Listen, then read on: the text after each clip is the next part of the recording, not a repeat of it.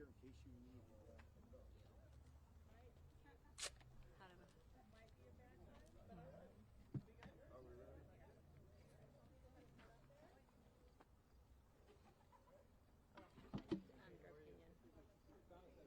Oh, good. There you go.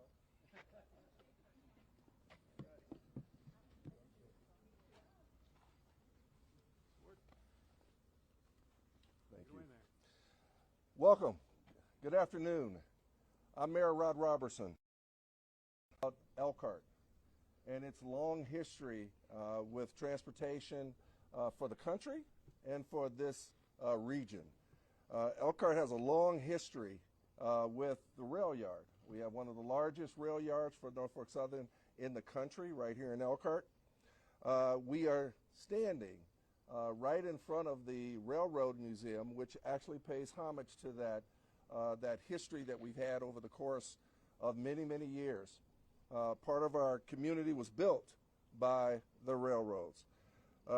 We are excited about this opportunity that this grant has brought to the city of Elkhart in the award of $2.6 million for the Patriot Line.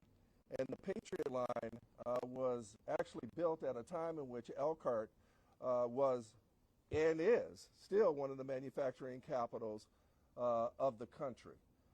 But back in those days, downtown's infrastructure was really all about facing away from the rivers, using the power that came from the river to build what we know to be our foundry, our infrastructure in our downtown area. In today's world, as we transition towards rebuilding our community, especially from inside out, we are now using the river as an amenity. And as we build amenities downtown, the train tracks have become an impediment to some of the opportunities that we have to build out. And so this particular grant will provide us the opportunity to move, or provide actually Patriot to move their depot and where they stage trains on Jackson Street out to California Road and 19, which is further outside of the city. It's out of the way of our renewal, and Elkhart has done a wonderful job at beginning to build those amenities for quality of place and quality of life, which is what is so essential for us as a community. And so we want to welcome Secretary Buttigieg, Mayor Pete, and I can't help but say that because I'm a mayor, so Mayor Pete kind of fits, but Secretary, and especially in northern Indiana and our region, but Secretary Buttigieg is very active in understanding what occurs with respect to the rail yards and with respect to how freight is actually used. And as we continue to build this legacy for not just our downtown but our community, we continue to work on our overpasses and underpasses in relationship to that.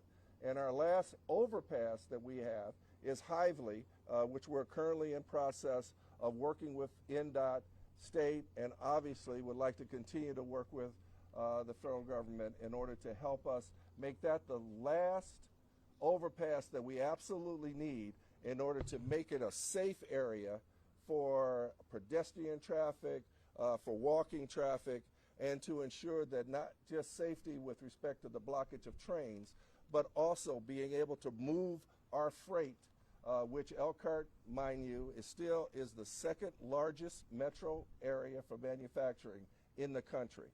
So we are moving a lot of goods in and out of our city, and we want to continue to do so in an expedient way. So the thank yous abound from the city of Elkhart to Secretary Buttigieg and our government, as well as our state, as well as NDOT and MACOG. But we want to make sure to let you know that we do this together in partnership. Our school system actually will benefit from this opportunity as well. And we work together with education in order to ensure that those relationships are tight and that we can continue to do the right thing for our family who are residents of the city of Elkhart as well. So with that said, I will introduce Tony Gianesi. I know how to pronounce his name because I used to work with him. The Vice President of Operations from Elkhart Community Schools.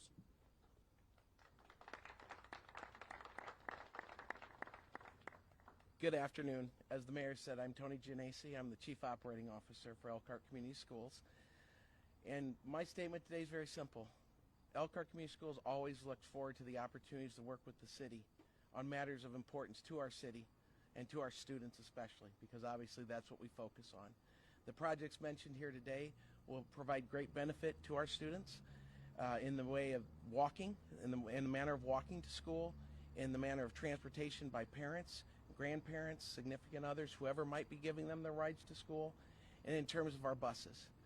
It is no secret nor surprise that we do have a bus driver shortage issue here in Elkhart, as we do across the country. So the efficiencies that will be gained from these projects will be an immense help. It will shorten the route times and enable us to move on to other transportation issues and getting other students who may not have been transported immediately to school. It's just a fact that we face now, that we are always working under the gun in transportation. But you didn't come here to hear me talk, so with that I'm going to stop. And for those of you in the audience that know me, that's pretty hard for me to do, because as my kids tell me, it's all about a Midwest goodbye, so I'm going to take too long. But with no further ado, I'd like to introduce the former mayor of South Bend and the current United States Secretary of Transportation, Pete Buttigieg.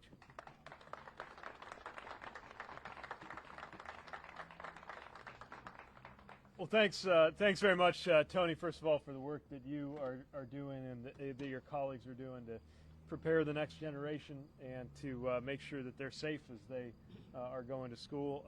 Mayor, thanks so much for welcoming us to the community. It has, I know, only become a more difficult and demanding job since I wore the title of mayor. Absolutely. And you've got a lot to be proud of here in Elkhart, and we want to be supportive of your work any way we can. Job has become more demanding, but I will say it would have been nice when I was mayor to have $1 trillion infrastructure package coming from Washington to help us along the way. And so I'm proud to be able to be here to celebrate good work and the ways that the federal government under President Biden's leadership.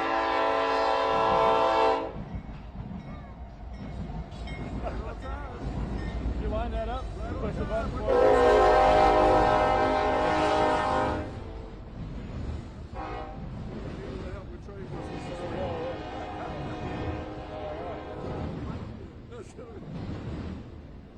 I assume the mayor had that on remote control. Hey, we need help. Let's get it done. As in to punctuate the point that the Biden-Harris administration is determined to be there with communities across America for whom supply chains are personal. And the question of goods movement and railroad safety is not theoretical. It is very much in our faces and in our backyards and in our lives. And that's exactly why we're here. And I want to thank all of the leaders and businesses who are joining us here as well. I also want to make a point of recognizing the memory of Congresswoman Jackie Walorski, because I know she cared about this project a great deal, and she cared about this community a great deal.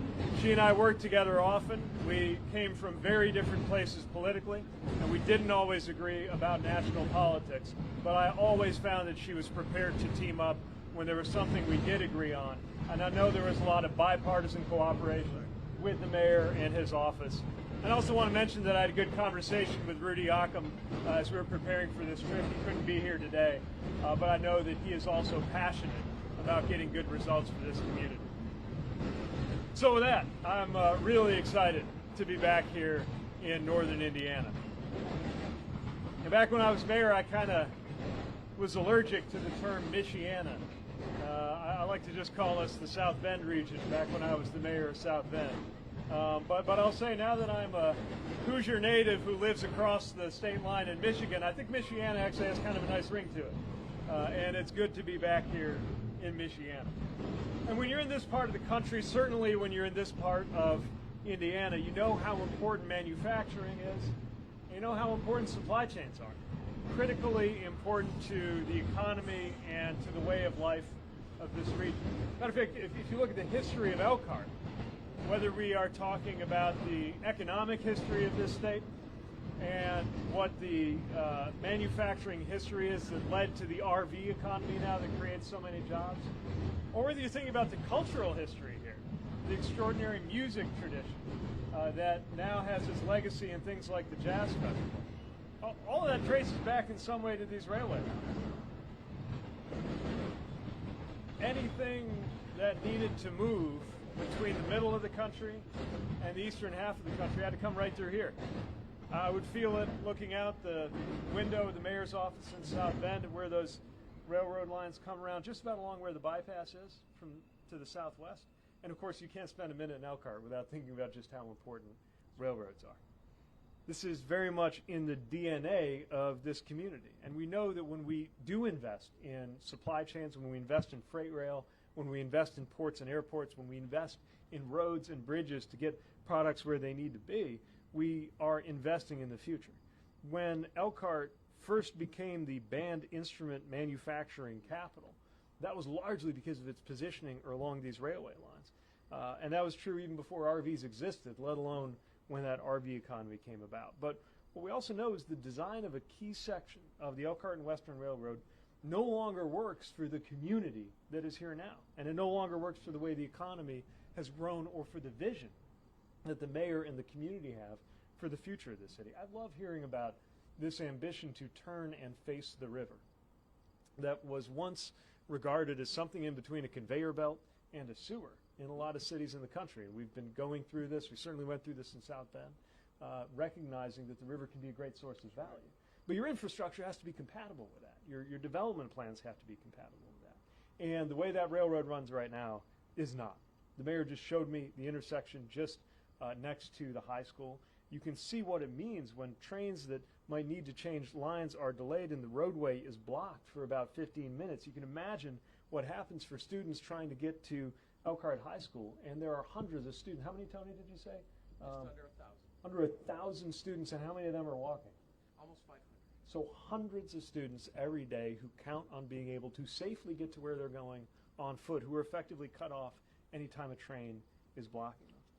So you don't have to be a train enthusiast or a transportation policy wonk to see why this matters. And we heard a lot from the community as this application was coming in. We heard from Easy Shopping Center, talked about how they often have customers blocked off by the railroad crossing. We heard from a cardboard manufacturer dealing with shipping delays that are exacerbated by the flaws of the current design. So I want to commend this community for putting together a strong project, a strong application in what I have to tell you was a very competitive round where we weren't able to say yes to all the applications, even the really good ones. But you got across that difficult bar largely because we saw cooperation and support from the city, the county, the state, and the private sector. I have often said that the ideas and the projects are not going to be generated by Washington. The solutions aren't going to come from Washington, but more of the funding should. And that's what we're trying to make good on with this. And that's why I'm delighted to be here to formally celebrate the Biden administration's award of federal funding to upgrade this Elkhart Railroad line.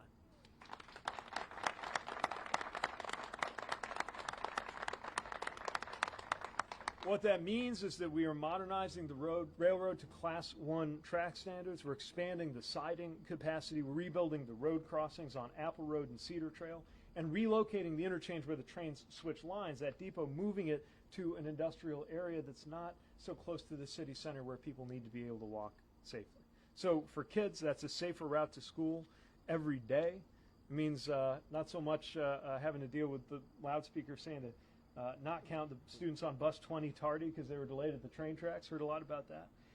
And also for folks who are looking at the news and who are part of a country that is finally waking up to the fact that railroad accidents and derailments happen far more often than people realize in this country. About 1,000 a year, and it used to be more than that.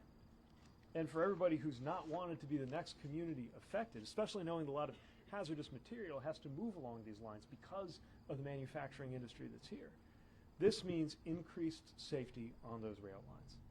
And for everybody who's involved in the manufacturing side, whether it's the RVs, the medical devices, the building materials, the petroleum or chemical products, the rubber, the electrical equipment, and more. That means goods getting to where they need to be more efficiently and more reliably.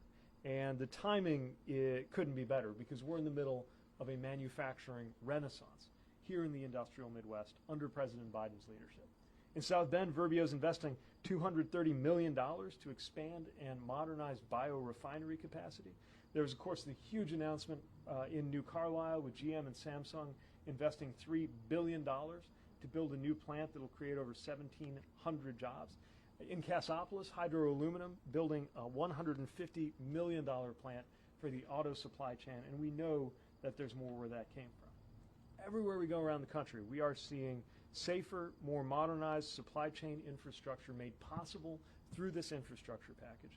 And we're seeing more of it built by American hands with American-made concrete and steel, because this administration is also committed to the principle that when taxpayer dollars are funding improvements, the materials that go into those improvements should be from right here in the United States of America. And we're going to stand on that, and we're going to grow on that. We had a great conversation this morning in Gary with the steel workers there who were so proud that they are generating the materials that we're going to use for this work. But even if you don't work on infrastructure directly, you're going to benefit from the economic strength that comes from having good infrastructure. That's why we're so proud that there are over 37,000 projects and counting underway, made possible through that infrastructure package. One's right around here, like the investments we're making in the airports in South Bend and in Elkhart. Some are further away. Some are all the way in the port of Los Angeles, but they're still going to benefit Elkhart County because of what they mean for supply chains to get goods into here. Or the other end of the state, like Tell City, Perry County on the southern tip of Indiana, where we're improving the port there. Or improvements we're making on truck parking in Colorado or Wyoming or Florida or anywhere in between. These are the supply chains that American manufacturers count on and are such an important part of people making a living back here in northern Indiana. And I couldn't be more excited to be back to celebrate what it looks like in practice. And again, I want to congratulate this community on the hard work that went into earning this award. And with that, I think we have a little bit of time for some questions. Actually, we're going to take our questions on. Oh, we'll do the one-on-ones. Okay. Well, in that case, thank you again for the warm welcome here. We're really excited to be back. And congratulations, Elkhart, on this award.